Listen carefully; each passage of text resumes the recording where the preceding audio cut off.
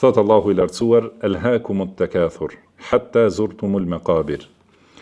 Kjo sura, ka thënë Imam Ibn al-Qayyim për të, kjo është sura e veçantë për premtimet dhe kërcënimet.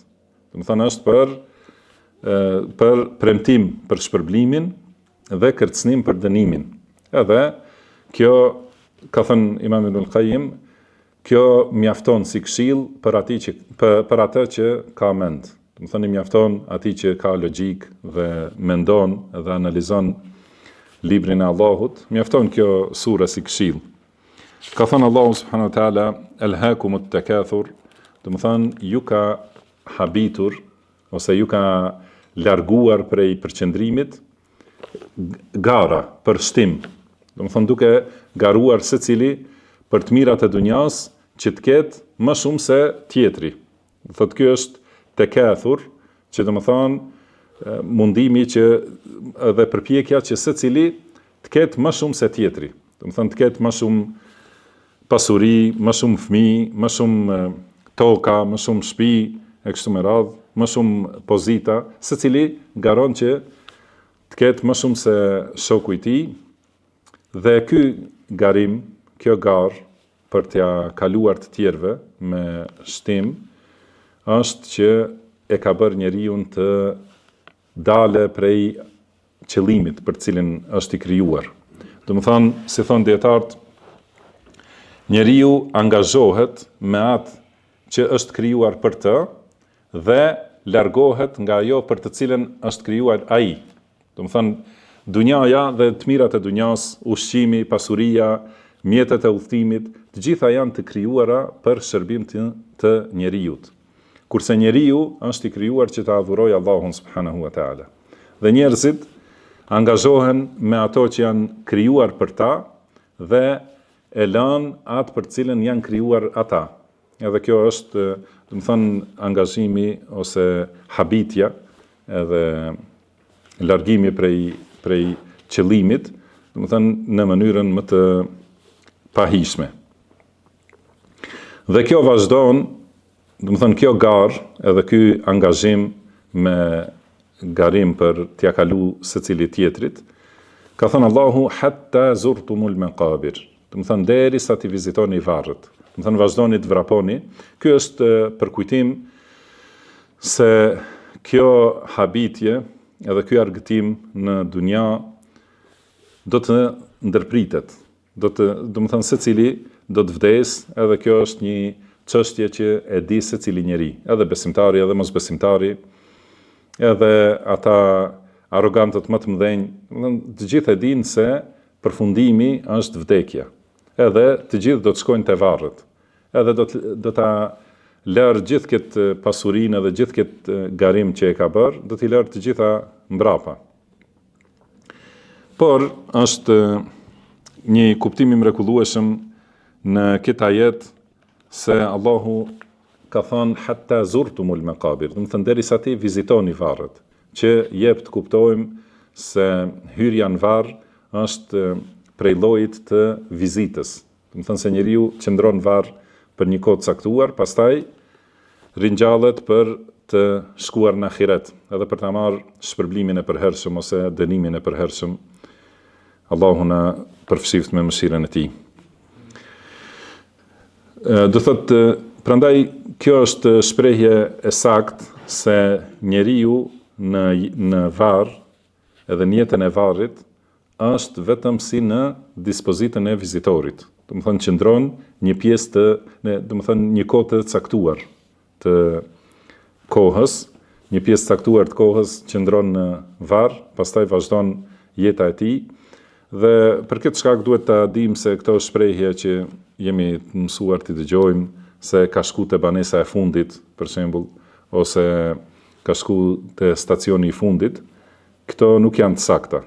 Edhe nuk janë, do të thënë, jeta në varr nuk është e përhershme, por ajo është barzakh, që do të thënë perde, ose pjesë ndarëse mes jetës së dunjas dhe jetës së ahiretit. Edhe Allahu ka thënë hatta zurtumul maqabir. Pastaj thot kella sawfa ta'lamun. Pra kella Pasi u përshkruhet gjendja e njerëzve që ju ka mashtruar garimi dhe kështu do të vazhdoni deri në vdekje, derisa t'i vizitoni varret, por thot kella, nuk është kjo e saktë. Do të thënë kella do thot asesi. Pra nuk është ashtu si jeni habitur ju, se nuk duhet të garoni vetëm për dunja dhe nuk duhet të angazhoheni me atë që është krijuar për ju dhe të largoheni nga ajo për cilën ju jeni krijuar. Saufa ta'lamun, do të thënë patjetër se do ta dini. Do të thënë do ta kuptoni sakt se kjo që keni bërë është gabim kur të hyni në varr, edhe kur ta shihni realitetin dhe kur ta shihni cili është përfundimi i veprave të mira dhe cili është përfundimi i veprave të këqija, atëherë do ta dini. Saufa ta'lamun, do të thënë do ta dini se kjo që jeni angazhuar në dunjë është gabim. Pastaj përsëritet edhe një herë, thumma kalla saufa ta'lamun, pastaj edhe një herë asesi, do ta dini. Do të thënë kjo është për përforcimin e këtij kuptimi, secili do ta marrë vesh kur të hyjë në varr se çka ka bërë që është e saktë dhe cila është gabim në jetën e tij. Pastaj thot kalla law ta'lamuna ilma al-yaqin. Përsëri jo, dhe sikur të dinit me dituri bindse. Pra nëse kishit pas dituri të vërtet dhe të bindshme, do ta kishit kuptuar se angazhimi me të mirat e dunjas dhe me pasuritë e dunjas është angazhim i kotë, kurse angazhimi i vërtet është angazhimi me vepra të mira dhe besim të saktë. Ka thonë këtu Allahu subhanahu wa taala ilm al-yaqin, do të thënë nëse kishit ditur me bindje të diturisë ose me dituri bindse. Por e themi me bindje të diturisë sepse bindja el-yaqin është grada më e lartë e njohjes. Do të thënë kur dikush diçka di ose njeh dhe kur ka bindje në atë çështje, do të thënë kjo është grada më e lartë. Mirpo vetë bindja ka 3 gradë. Do të thënë ka ilmul yaqin, do të thënë bindje në bazë të diturisë. Do të thënë dituri të saktë dhe argumente, dhe njeriu bindet në bazë të argumente dhe lajmeve që i beson. Pastaj ka ainul yaqin, do të thënë që është dituria ose bindja me shikim. Do të thënë ka tjetër bindje ka pasur njeriu kur ka dëgjuar për diçka, pastaj rritet bindja kur e sheh me sytë e vet, dhe grada më e lartë është haqqul yaqin, do të thënë bindja e vërtetë, kur e ndjen në vetvete. Dhe këtu flitet për xhehenemin, se ka thënë latarawun al-jahim, do të thënë padyshim do ta shihni xhehenemin. Të gjithë njerëzit do ta shohin xhehenemin dhe pastaj një pjesë të njerëzve Allahu i shpëton me mëshirën e tij dhe një pjesë e shijojnë me haqqul yaqin. Do të thënë me të vërtetë e ndjejnë realitetin e xhehenemit. Do të thënë ka besimtarët e dinë me dituri të bindshme dhe pastaj të gjithë njerëzit do ta shohin në ditën e gjykimit xhehenemin dhe do ta kenë bindjen e syrit ose bindjen e shikimit. Pastaj mosbesimtarët do ta shijojnë me haqqul yaqin, do të thënë me bindje të vërtetë, reale, do të thënë që do ta shijojnë në trupin e tyre. Të gjithë do ta shohin xhehenemin.